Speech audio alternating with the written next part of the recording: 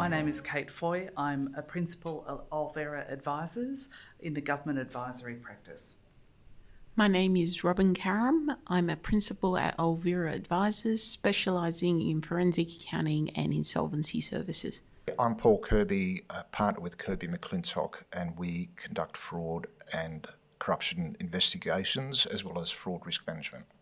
Hi, I'm Scott McLintock and I'm a partner at Curby McLintock, and I specialise in fraud and corruption investigations and whistleblower hotlines. Welcome to Turnaround Talks, a podcast where we explore a range of issues affecting business across Australia. This is our very first podcast called When the Tide Goes Out, and it's a focus on fraud. My name's Kate Foy, and I'm joined by a panel of wonderful experts. Scott McLintock, who's an expert in regulatory enforcement, fraud identification and investigation strategy. Paul Curby, a veteran investigator. Veteran doesn't kind of, imply... Does that say anything about your grey hair? No, well, probably does. Silver, okay. Silver fox. Paul Curby, a veteran investigator with decades of high-stakes casework and recovery expertise, with a focus on investigation and risk management. And Robyn Karam. Robyn. How do I pronounce your surname properly? Karam? Karam. Robyn Karam, a specialist in insolvency, forensic analysis and governance failures. Robyn and I work at Olvera, and the delightful Scott and Paul work for Curby McLintock. So if I could also acknowledge that we are on the land of the Gadigal. So this podcast is recorded on the land of the Gadigal people of the Eora Nation, and we pay our respects to elders past and present and thank them for the care of the waterways, lands and skies. So let's talk a little bit about the context. It's not just a back office risk, fraud. Fraud is a structural, cultural and leadership issue affecting public and private sectors alike. It's not obvious. It doesn't come up and bite you on the bum. Sometimes we're finding that it's gone on for quite some time before anyone really notices. So we want to talk a little bit today about what happens behind the scenes where fraud can grow and what we might do to arrest it. We know that it's costing businesses around 5% of revenue goes to fraud. And this is a multi-billion-dollar issue in Australia alone. So if I could kick over to my friends. So we've talked about fraud not being just a back office risk. It's structural, it's cultural, and it's all about leadership. Robyn, how does fraud begin, and why do people think it's so rare until it happens to them? It's an interesting question, because our perceptions of fraud can be that, it's quite complex, it's deceitful and potentially evil. And those perceptions, particularly if they're informed by the high-profile cases that are splashed all over the media or have their own Netflix series, can overlook the idea that fraud can begin with a simple act. It can also cause us to believe that fraud is not very likely to occur to us, because there's a belief that it occurs to other people. And what I find is that fraud can and often does begin with small, seemingly inconsequential actions, like a misuse of a corporate credit card or company assets, or a minor error in reporting. And those small deviations can create loopholes or opportunities for bigger issues to develop. And it's always important to consider the slippery slope to fraud, the potential for relatively minor ethical violations to escalate or snowball into something more serious, and ultimately serious fraud. Because once a pattern of fraudulent behaviour begins, it can become increasingly difficult to stop. So I can understand why people consider fraud to be rare. Reality is, fraud by its very nature is intended to be hidden. It's the purpose of the perpetrator is to conceal the fraud, and it's often overlooked by the victim until the fraud itself is uncovered. And, things like technology, the evolution of technology and the speed with which it's changing, together with the increasingly busy lifestyles that people are leading, can cause individuals to overlook or fail to recognise the warning signs or the increasingly suspicious behaviour and misunderstand just the extent of it. And I find unless and until the fraud is uncovered, the true extent of it is not identified by individuals, and we often misunderstand the extent to which it's occurring. Great, thank you. Scott, we've talked a bit before about the fraud triangle, opportunity, motivation, rationalisation, and how today's economy can make these conditions particularly ripe. Can you talk to us a little bit about that? Yeah, the fraud triangle, I think of late with the economic circumstances of people has meant that the motivation to actually exploit weaknesses in control is higher. We've had 13 rate rises in a row. Then we've had a couple of rate drops just of late. But, Paul and I are very much of the view that there has been the fraud is the sleeper in the wings. And in an organisation, if the controls are poor, that provides the opportunity for people to perpetrate fraud. And the motivation, for example, high cost of living expenses, is the motivation for some people to actually exploit those controls where they otherwise wouldn't. And then the rationalisation component in low wage growth environment, the rationalisation might be, I've been working my ass off for a long period of time here, haven't had a pay rise, I haven't got a bonus, so you know what, I'm entitled to this. So they exploit that opportunity. So that's how fraud can present itself. And so by looking, it's typically the opportunity that organisations have the ability to control. So it's looking at the control environment, what controls are in place to prevent fraud from occurring, and then going from there. And a lot of the work that we do is around fraud prevention, around identifying control weaknesses and implementing strategies to try and plug those gaps. And then we often get called in where fraud actually occurs, and then we're having to, investigate, unpick it, and then do a root cause analysis to identify how that occurred, and then putting in remedial steps to ensure that doesn't happen again. Clean up the mess. That's right. Clean up the mess. Well, I think the recent federal election has shown that cost of living was the number one issue. And then, healthcare, other things where cost is a major driver. So anyone that can understand today's context and understands the economic pressures that families, individuals and companies are under should be very alert to the opportunity that presents for people and the rational and the justification they can go. That's right. And just picking up on what Robyn said before, it starts off as a small thing. Yeah. And it might be the case that someone can't pay their mortgage this particular month. So they'll go, I'll just borrow some money. Yeah. And then that perpetuates. Then the next month comes around, I can't pay my mortgage again. And so you see that, or in gambling, or with people with drug addictions, I'll just borrow some money here, and then before you know it, the extent of the fraud is massive. And there's been a number of instances where you go and speak to the fraudster at the end of it, and they don't actually realise how big the fraud is. They've sort of lost track of how big it is. Right. Where they go, oh, really? Is that the quantum of it? I thought it was just a small amount, but yeah, to Robyn's point, it just sort of gets bigger and bigger. And the longer it sort of goes on, statistics show that the bigger the fraud is going to be, obviously, but people sort of are emboldened by the fact they haven't been caught, and they go, I'll just take a little bit more next time, a little bit more, and then, yeah, it's a massive issue. Well, do they justify it with, well, you fools haven't caught me yet, so, but it's on your head? It's funny, like there's often a sense of relief when people, I'm glad you've caught me.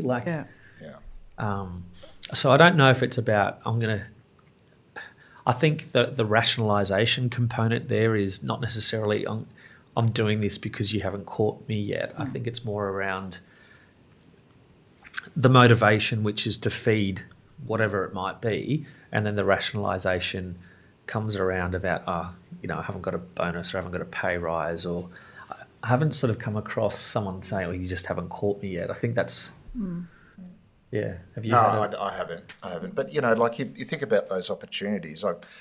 From my own experience, after I moved back from Singapore to Australia, and I was still travelling extensively up and down, and I had a Singapore Amex card, and I was claiming my own expenses using Singapore dollars. But I was supposed to be claiming in Australia, and I was putting in these claims over a month, and to my horror, I realised that I was claiming in Singapore dollars and not Australian dollars, but I was being paid in Australian dollars. And I'm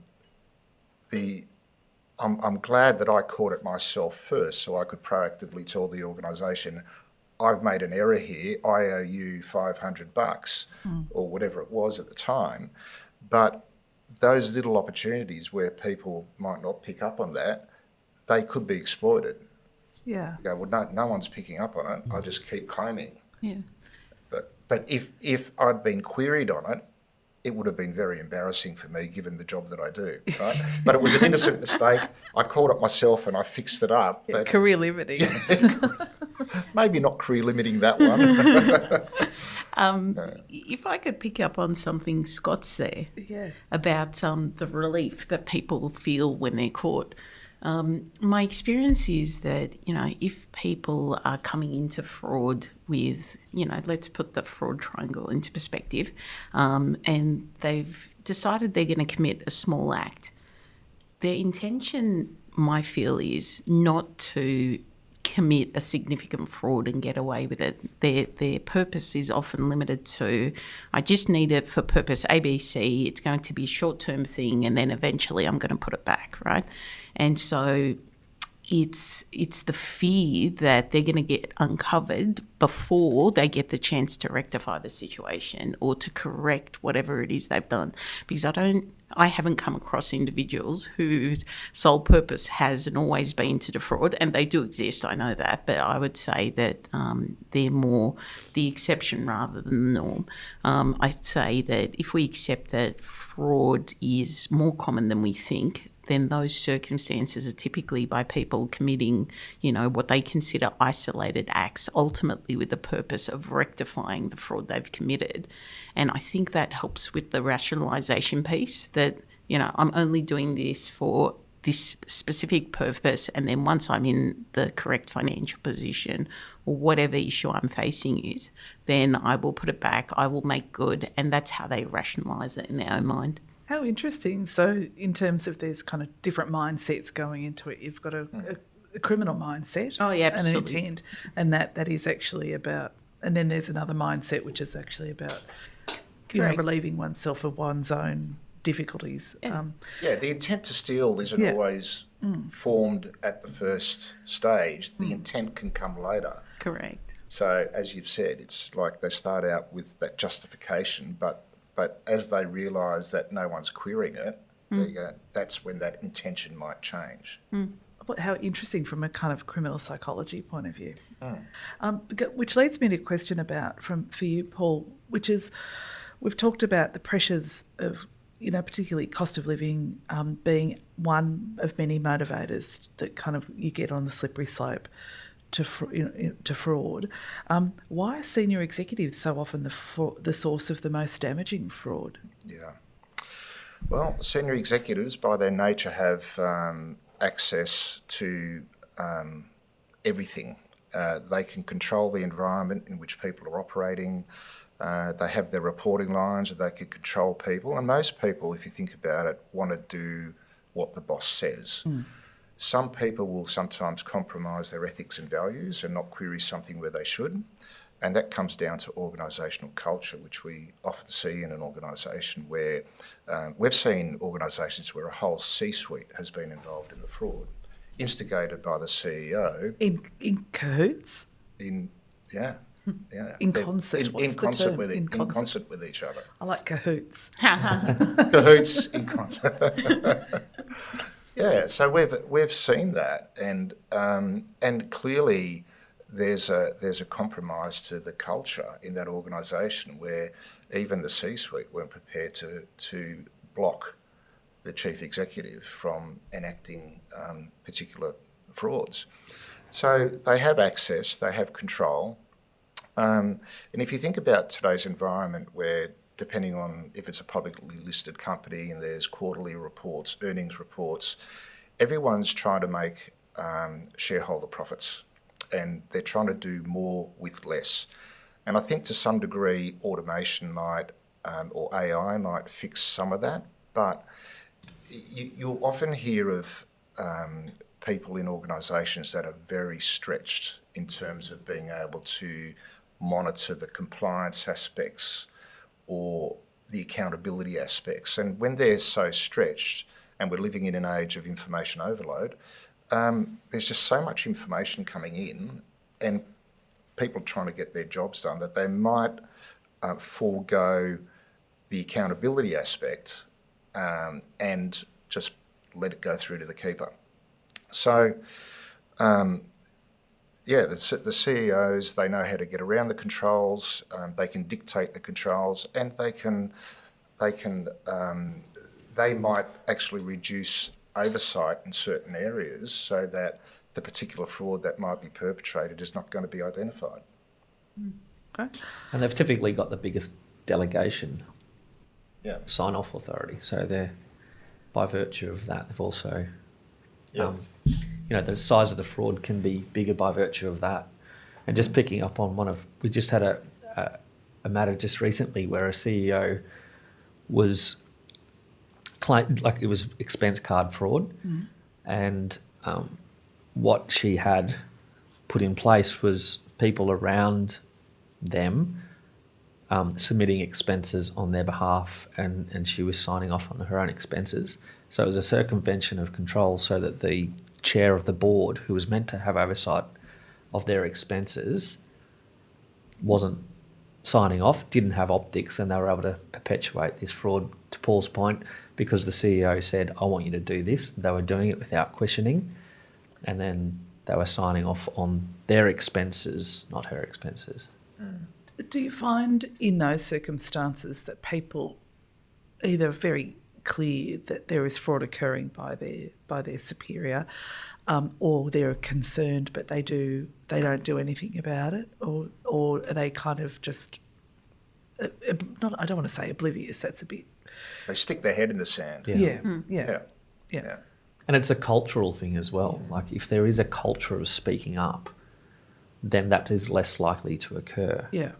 But you typically find in those circumstances that there's an element of bullying or some type of coercive control that's taking place as well, that if you don't adhere to the way in which the senior person wants you to operate, then they make your life pretty difficult in the organisation. So people tend to conform to avoid that bullying or, coercive conduct. Yeah, it takes a big person at a senior level. And when you look at where fraud occurs, it happens, the biggest frauds occur perpetrated by people between the ages of 40 and 60.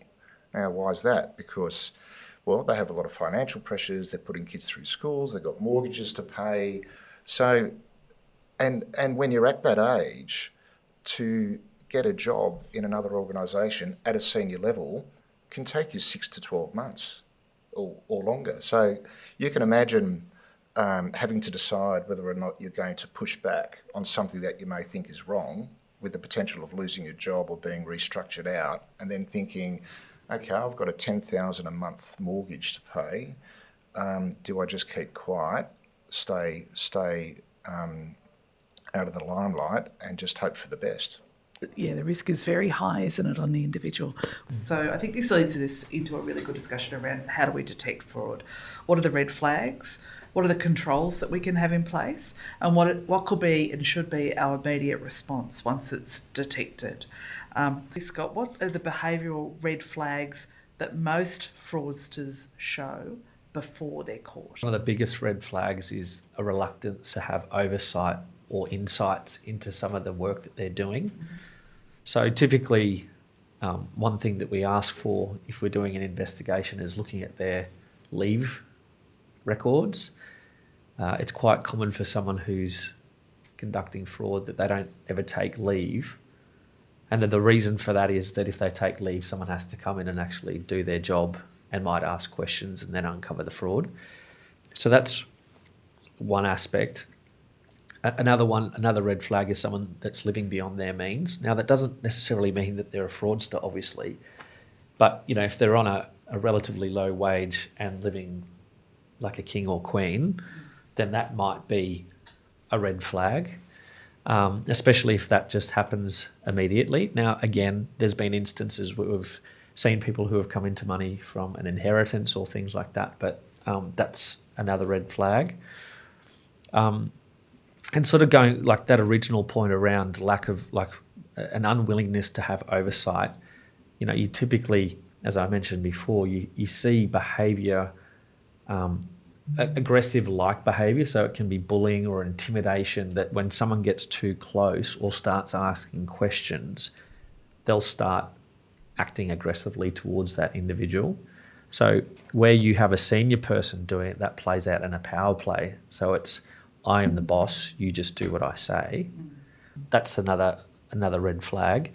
Data analytics, for example, can identify, circumventions of controls. So by doing proactive work to identify potential fraud. So, for example, if someone's delegation is $10,000 and you see a whole raft of transactions that are just falling under that $10,000 mark, then, and it could be a similar supplier or the same supplier, then you're going to ask questions. So there are different things that you can identify proactively. And I think a big part is if you're honest and want to actually make a change, you have to have an effective whistleblower hotline. And that gives people the mechanism by which they can speak up in a secure and confidential manner. And that doesn't mean just having a whistleblower hotline. It means that you actually act on the whistleblower reports, because we offer whistleblower services, so we can implement a whistleblower hotline and then do the assessment and triage of that. And very early in a conversation with clients, you get a sense of whether they're just doing it to tick a box, or whether they have a real passion and a real understanding about the value of whistleblower hotlines. Can we talk a bit about that? Yeah. Just to unpack that as a really important control, because we hear a lot about whistleblowers, and we know there's legislation in certain contexts to prevent blowback to protect whistleblowers. So Curby and McLintock provide a whistleblower phone service.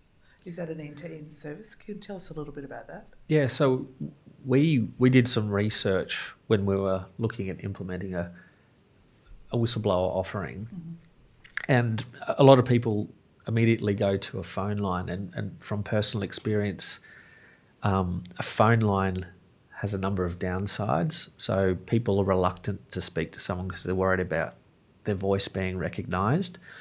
You typically have one opportunity only to speak to the individual, because they'll call and then they'll tell you what they want to tell you, and then if the people who are receiving the call aren't adequately trained, or you might just miss a reasonable question, then if you reflect on the notes and you go, I really should have asked that question, where do you go to? Unless they provide you a phone number, which they rarely do, the opportunity is lost. So we've partnered with a company called Whistleblower that provides an online platform, and the reason why we did that is Whistleblower provides a secure mechanism for people to speak up in a truly confidential manner. So you don't need to provide an email address or anything like that. But what it allows you to do is, in your own time, is to make a fulsome report. And we find that's the other thing with phone lines. People are so nervous on the phone that they'll forget information. Whereas if they've got the time to sit down and actually get on the computer and be considered in their response, they give a far more fulsome version of events.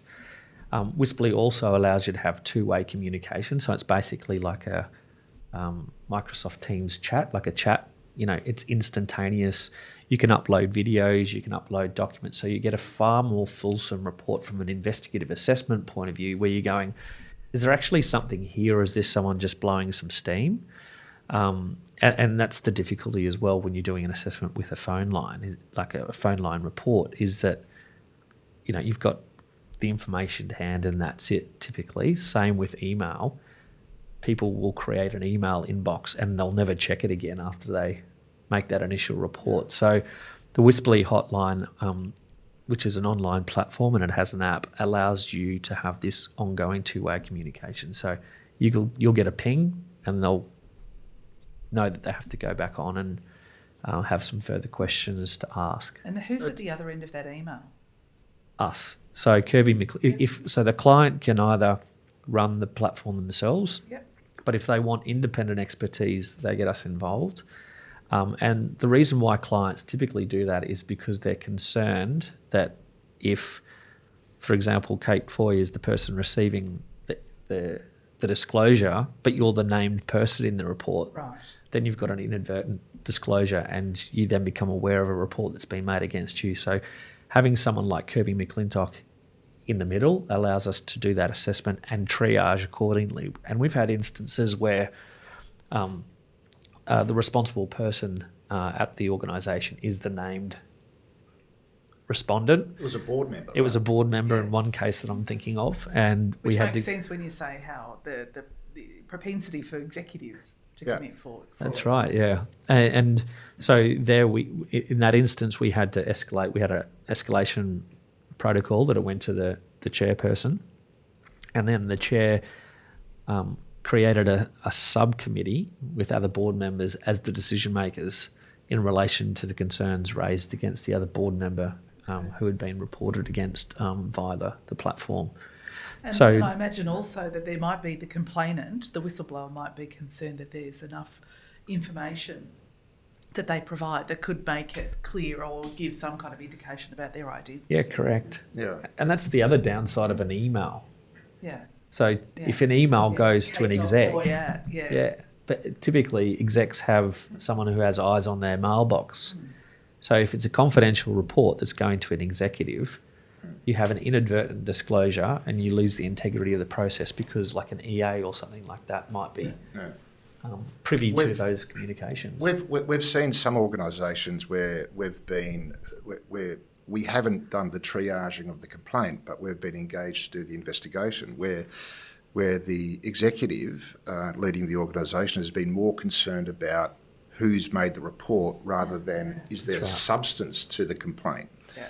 So the benefit of outsourcing that if you don't have that internal capability and given, because we're going across multiple industries with years of experience, so the benefit of doing the triaging from our perspective is a dispassionate view on this is the information, how does this fit into the organisation, is there merit in the complaint or not?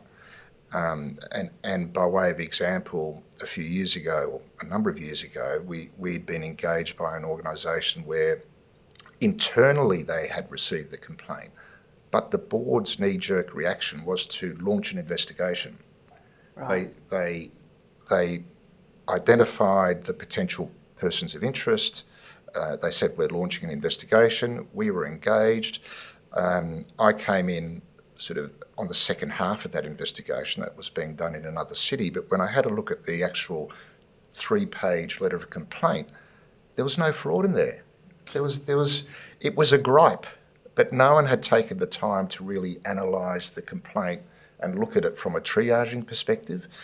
And this organisation spent $400,000 on investigating a complaint that should never have been investigated. So what other controls can organisations have in place, including those? So there's triaging so that you've got the right response level, commensurate with the information that you have to hand. What other controls can be put in place? Segregation of duties is a really simple one where, someone doesn't have the ability to approve and pay.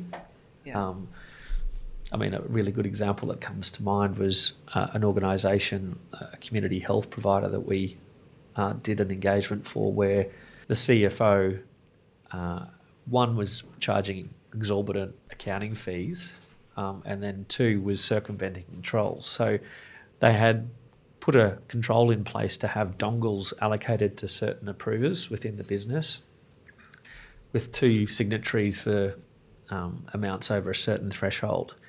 But then what the CFO did was, you guys are travelling so much, just give me the dongles and, I'll control it. So the CFO was raising invoices and then approving it with various people's dongles. What's on the dongle? So it's like on your banking, for your banking, you have to put a unique PIN. Right. So I have a dongle allocated to me, Paul has a dongle allocated to him.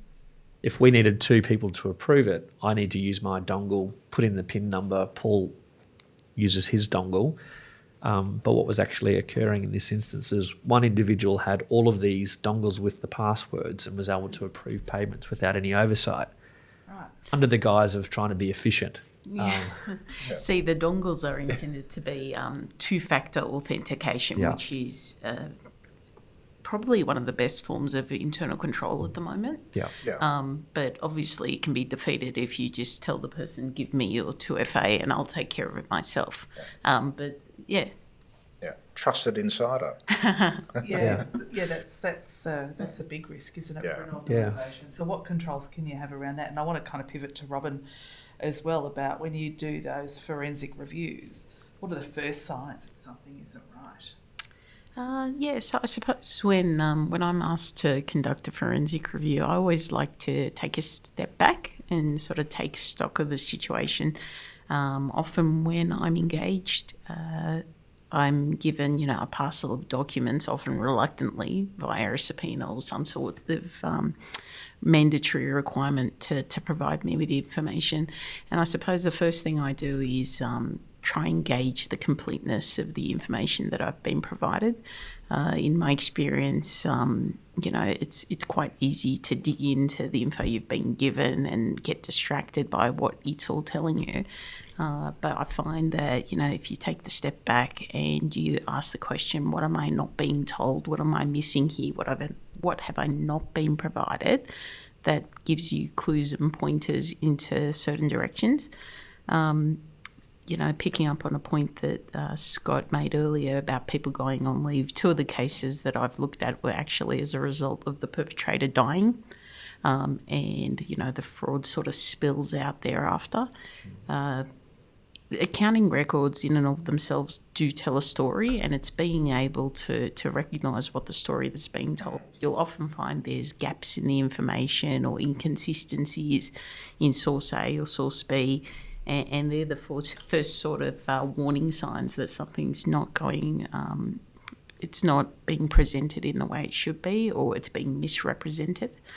So typically I always like to make sure that I have as much information as possible that helps me uncover what has truly gone on here, not what I'm being asked to believe has taken place. Because you're not a fraud investigator. You're looking at documents for what purpose? So typically I'm engaged in an insolvency context where the fraud's taken place. Do they know the fraud's taken place? Well, it's interesting, Kate, because sometimes it's a straight-out liquidation and we don't know that a fraud had taken place. There was one where I was appointed as the liquidator. And, I mean, it comes back to our point about why do people commit fraud, right? In the instance I was looking at, it was a tax fraud and it was genuinely a scheme. It was a scheme from the outset. The company was set up with the purpose of basically committing GST fraud. And it went uncovered for about 18 months and a significant amount of GST was claimed back. And we uncovered that having accepted the engagement, not knowing that there was a fraud there.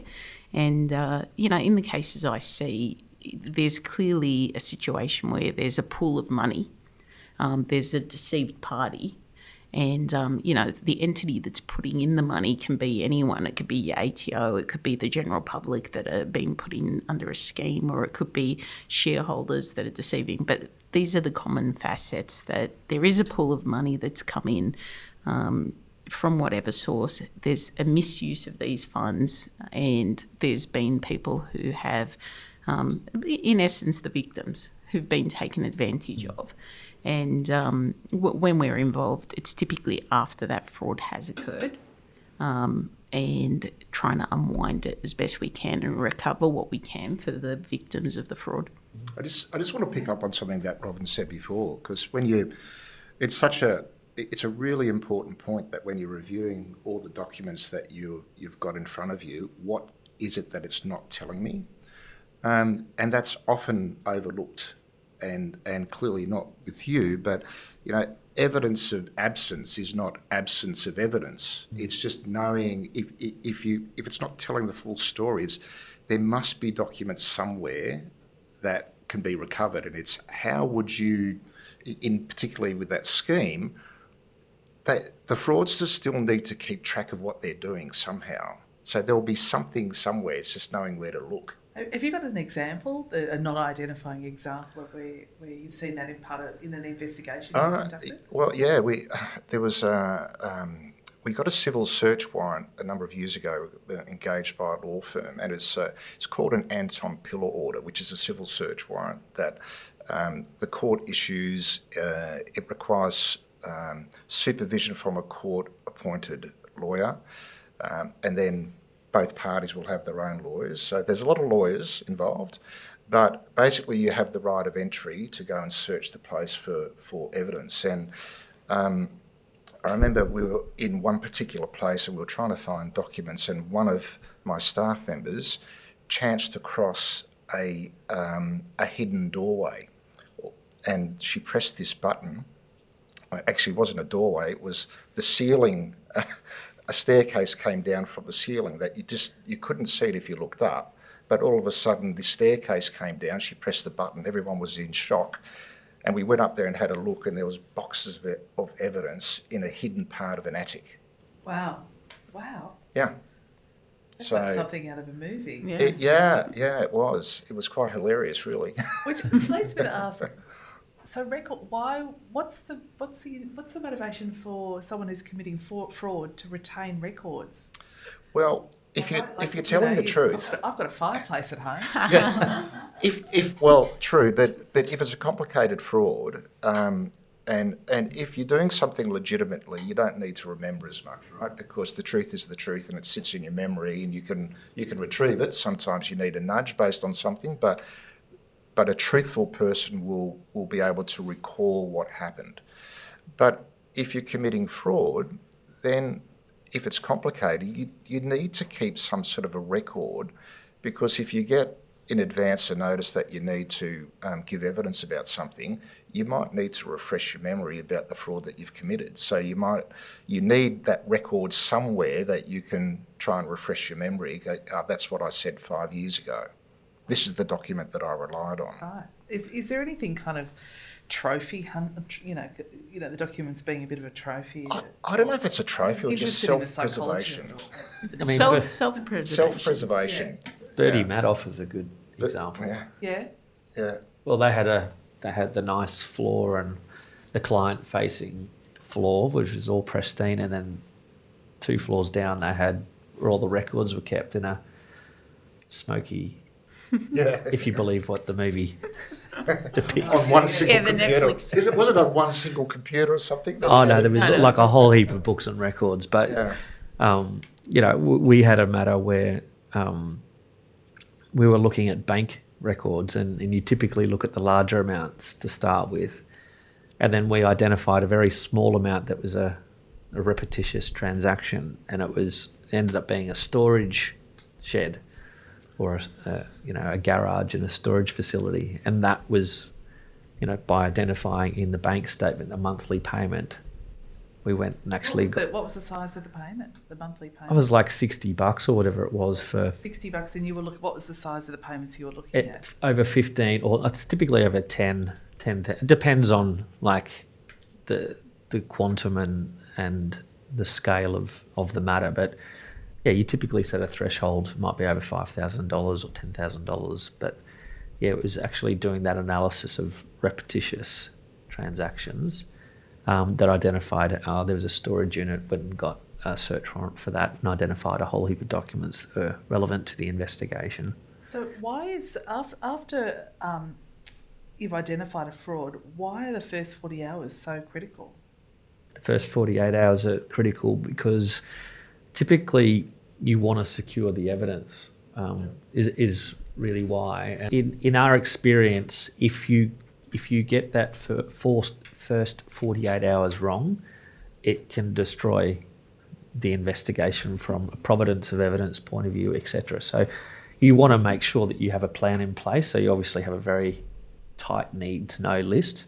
So that means that you have less risk of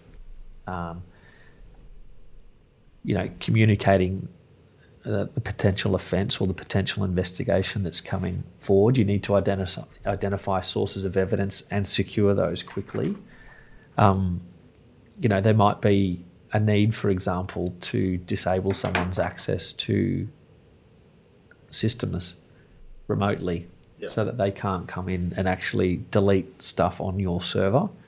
So things like that. So having an investigation plan is really critical in that first 48 hours, securing the evidence, and then getting people out of play if necessary. And there's obviously a fine balance there around telegraphing the investigation that's forthcoming. But you also need to remove people, be that through access or actually suspending them and setting them aside pending the outcome of the investigation. A lot of it, I think, a lot of it on that first 48 hours is if the person of interest is being tipped. Yeah. It's less important if it's been uncovered behind the scenes and you've got a bit of time to gather the evidence discreetly and then work out what evidence could be at risk of being jettisoned from the organisation. So, it's not a hard and fast rule. No. I think in my experience, if you get in there in that first 48 hours, basically we acknowledge that fraudsters keep some records. They have to keep some track of what they're doing. And hopefully, if they haven't been tipped off, they haven't had a chance to correct it or to alter it or to cover their tracks. Yeah. Or simply delete it. And so the aim and the intention would be to try and secure the unaltered evidence and get the entire picture as best we can. Failing that, you'll have to reconstruct the evidence you do have and try and understand what's happened. Now, it's not to say you can't do it. It's just the preference would be in that first 48-hour period, securing everything we have. And there's also other issues around, in organisations today where people have a bring your own device policy, which makes it difficult from an investigative point of view that, because if we're going in on behalf of the organisation, we can take people's laptops, their issued mobile phones, and we can do what we need to do from a forensic point of view with that. But if it's a BYOD, the person can just say no, you're not taking my device. That is my computer. That's my phone, and it really, I've seen or I've experienced many instances where that has been a massive obstacle to us uncovering what's happened. So from a fraud prevention point of view, while there is a cost to the business to issue things like laptops, because it is in part it's a cost-saving device to have a BYOD. Yeah. But you then increase your risk. If things do go bad. Can you talk us through, Paul, what does a professional investigation look like?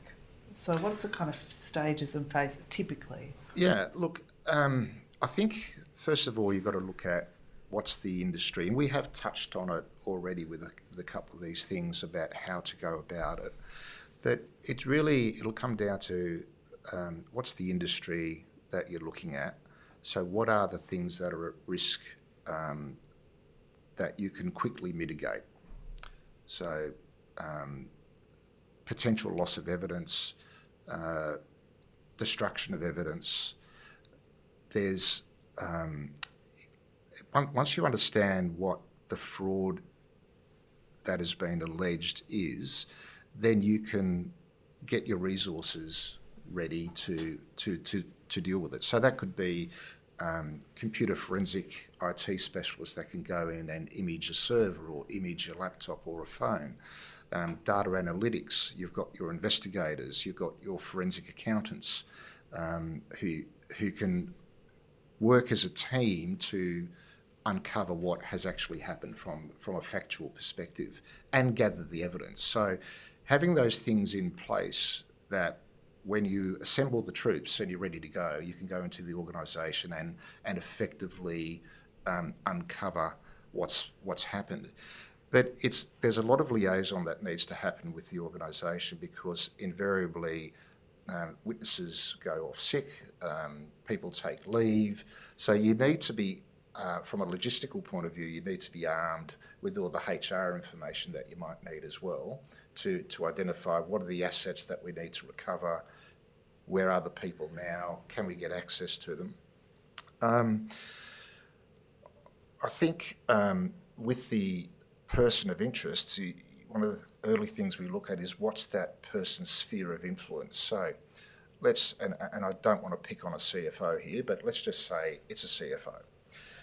I would be looking at, if it is the CFO, who has that CFO hired in the last 3 to 5 years? And how close are they to that person? Because if we go back to the example we gave before where there's been a whole C-suite involved, that's the sort of issues that you need to be aware of, that we don't inadvertently speak to a person that person, the CFO, has hired, thinking they're a potential unbiased witness, but they now become someone with a vested interest to protect that CFO. So looking at that sphere of influence and then working out our strategy to deal with that. And possibly the sequence in which you would interview people, because clearly you don't want to compromise your investigation. Yes. Yeah. Because we had an example where there were multiple POIs, and even if it's a work-issued device, you've got people working from home a lot. So if you sit there on a particular day and say, we are going to go and collect the devices for the purpose of evidence preservation, so we want to get a phone, a laptop of these people, we want to forensically image that. You choose a day, you go into the office, they're working from home. Right. So you might get one person, but the other 3 are working from home. So you've got that issue where, you know, the other person telegraphs to the other 3, hey, they're after your stuff, and by the time you actually, you know, make arrangements to get the phone or the laptop, you all of a sudden it's set to factory default, for example, and the evidence is gone. So there's a lot of work, and there's one like last year we did where there was a lot of time. We had sort of 3 false starts where people, because they were senior, ended up being in a different state or a different office, and we sort of had to change the strategy. So it's all part of that investigation planning, risk assessment. Okay, what are we going to do if this scenario actually transpires? Okay, we're just going to pull the pin and we have to reset. Or, as Paul said, someone goes off sick and they're working from home. So what do you do in that scenario? Let's pick up a few case studies, because this can kind of bring it to life. Can I go back to you, Robyn? Let's talk about your experience around investors and directors and where there's misuse and misconduct. Have you got a case study you can draw on for us? Look, I've been involved in a fair few of these, and the investors can be multiple types of parties. I've seen it where, for example, the financier is the party that's taken advantage of. One that does come to mind was one of these debtor factoring facilities, and I suppose the purpose of those is you raise an invoice to a client and the lender basically prepays that invoice, and thereby facilitating cash flow ease. And the scenario that I was looking at was one whereby the invoices that were being raised actually were not genuine invoices, but the financier continued to provide funding on the basis that payments were continuing to be made into the bank account. And there were sort of several warning signs that something wasn't right, because the cash inflows weren't tying up to the revenue in the P&Ls for the same periods. And what we picked up on was that there was actually a separate bank account in which the fraudulent invoices were being paid into. Funds were then being diverted and then paid out to the bank. And it was in this instance where we actually uncovered the fraud because there was a death that occurred. There was a deathbed confession, which basically said the extent of the fraud is what I'm telling you, and it was committed by me and only me. And the reason there was to try and protect everybody else who was involved in it.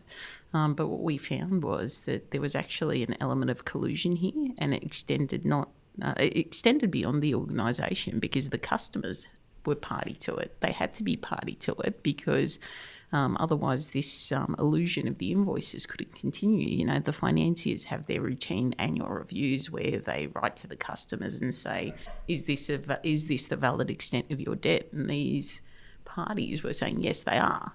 And when we wrote to these debtors saying, oh, look, our records show you owe X, Y, Z, can you please pay up? That's when we started to realise, well, they were disputing that the amounts were owed. And in their haste to deny that the funds were owed, they sort of, I suppose, overlooked what it was telling us, which was there's a pattern here of non-payment of invoices or false invoices that are being generated. So you identified the fraud or potential fraud. What did you do then? Like, you're the insolvency practitioner. Yeah, so in this case, we reported the fraud to the police. I prepared an expert report together with the evidence that we had collated, and we lodged that with the police. We also reported the fraud to ASIC, and you know, it's funny because. As I say, the fact that the director was deceased may have led people to think that that was the end of it, but clearly all the other parties that were involved had to be reported for their non-compliance as well. It was only the beginning. Yeah, it was only the beginning. Exactly.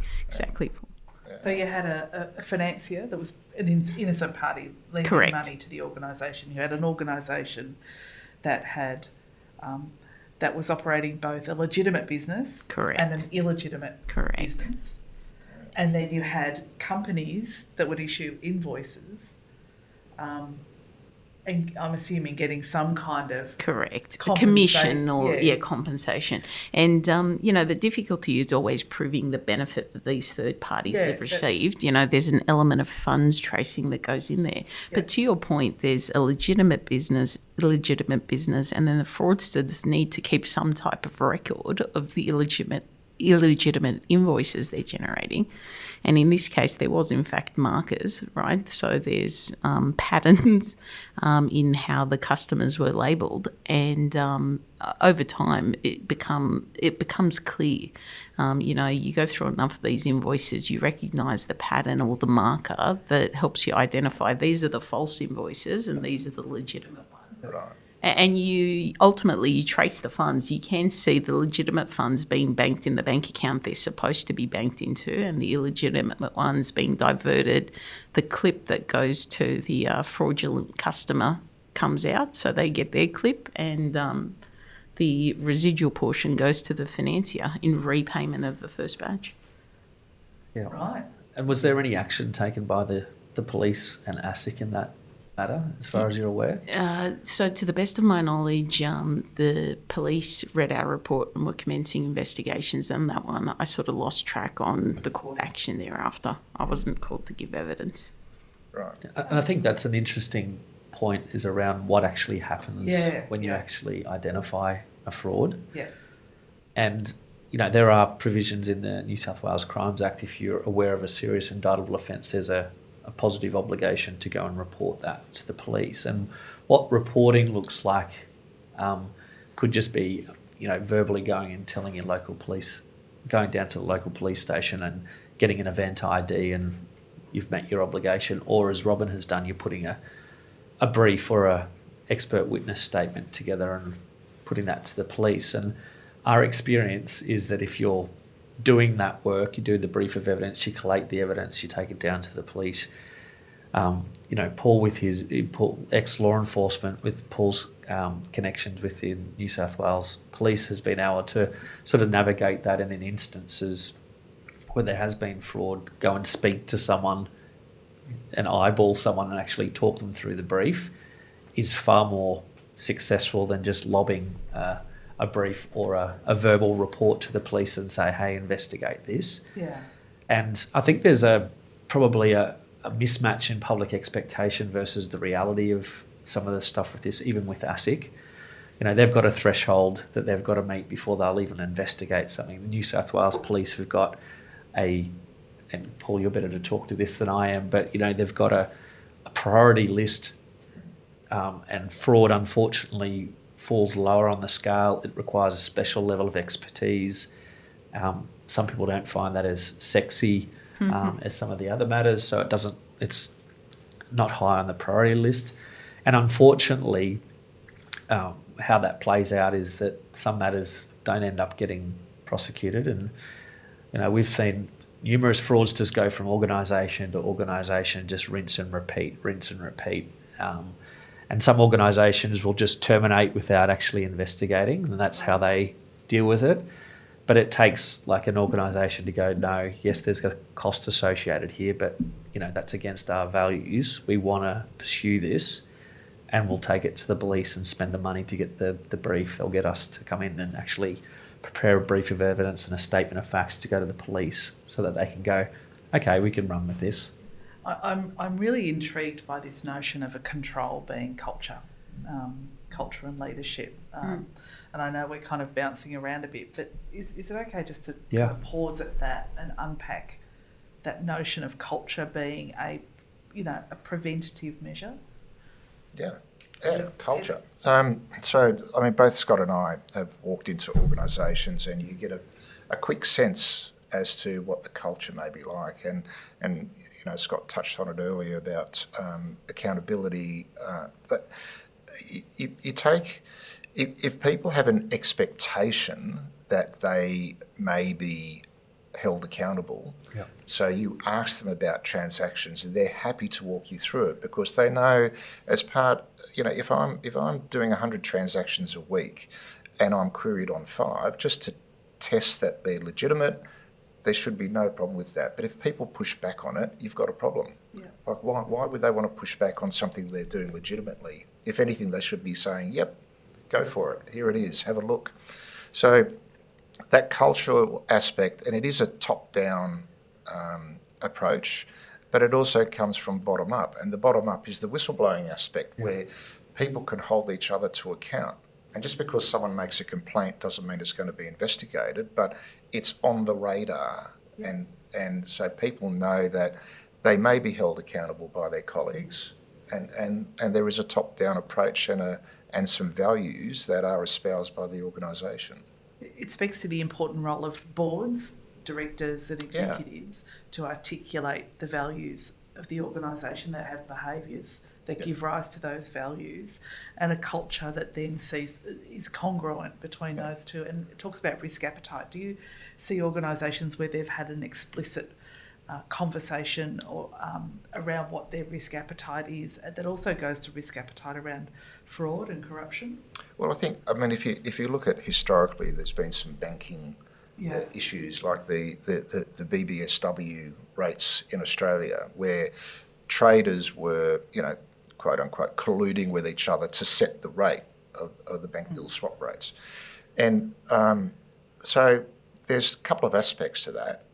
One is it was a culture within banking and trading, but there was also an expectation of conformance amongst each other, and that this is how we've always done it around here. So because it's always been done this way, what's wrong with it? So can you pick up a bit then around the case study that you have around airline? I know you've had a case around airline ticket fraud. Can you pull out talk about that case study, but also pull out some of the observations you'd make about culture in that organisation that both led to the fraud, but also the culture that led to it being investigated? Yeah, because it's two-sided. I would like to touch on the fraud prevention aspect of that, if I could, and I'm happy to talk about the airline fraud, but I just want to bring it back to a culture in an organisation, and if I think back a number of years ago when I was in corporate, that marketing departments would come up with a great idea to go to market, but they wouldn't risk check it with the investigation or the compliance side of the team to help determine, if we take this product to market, what can go wrong? How can it be exploited? And so there was lots of conversations at that time around doing something proactive to stress test the controls that might be in place when that product hits the market. But what organisations, I think, should do more of is the fraud and corruption risk management aspects. So no one wants their organisation to hit the news around fraud and corruption. And, we use the expression that there is a missile in the air at the moment. You just don't know where and when it's going to land and how big that missile is in terms of fraud and corruption missiles. So if you want to understand how to prevent fraud, you need to talk to the people on the ground that are processing these transactions every day of the week. They know the loopholes, they know how to exploit it. Luckily enough for most organisations, most people are honest and they won't exploit it, but often they don't know who to tell that these loopholes exist and mitigate the risk. So we've done a number of fraud, risk and corruption projects, both in government and in private sector. And recently I was up in Papua New Guinea doing some fraud and corruption risk work up there. And you would think things up in Papua New Guinea might be a bit loose compared to Australia in terms of a control environment. But interestingly enough, our findings from that fraud and corruption risk review was it's not that much different to what we've seen in Australia and elsewhere. But being able to talk to individuals and spending some time with them and put the white hat on and think, okay, these are your top 3 or 4 transactions that you might process every day. How can we get around this? What if in this 5-step transaction, what if I inserted a false document in step 3? Would someone act on that false document and make a payment? So those sorts of things where you look at what's the value at risk. There's also a subjective view from the individuals who know the control environment very well because they're the ones that may be queried about transactions that they're processing. There's also a subjective view about how do they rate the likelihood of success of that fraud occurring. Mm-hmm. So we go through this mechanism where we identify this is how I can commit the fraud in the organisation, what's the value at risk, and what's the likelihood of success of the fraud actually getting through and the money out the door. And then we give them strategies to mitigate the risk, both strategic strategies and quick fix solutions. And invariably, and if I give you an example where I did a number of years ago a project in oil and gas in a financial shared service centre where they were pumping billions of dollars through on a daily basis. There was one of 3 around the world. We did one. They did it as a risk management exercise just to stress test it. But I was told, don't worry, we use SAP, everything's going to be fine. But when we went in there, SAP is the software. Yeah. It wasn't fine because, like everything else, there's always opportunities that you can bypass the control environment. So we identified, I think it was somewhere around 16 to 20 methods of committing fraud. The highest value was $100 million that could go out the door on any particular day. 100 million. Yeah. So, stress testing and talking to your staff is a crucial part of mitigating your fraud risk. Crikey. So I kind of wanted to pull together some of these issues around, the red flags and the controls and the things you've been talking about. So you've talked about leave records. People are reluctant to take leave because they don't want to be detected. People living beyond their means can be an indicator. An unwillingness to have a level of oversight or to be, to have their work overseen or scrutinised. And they're reluctant to open their kimono. I love that expression. Yeah.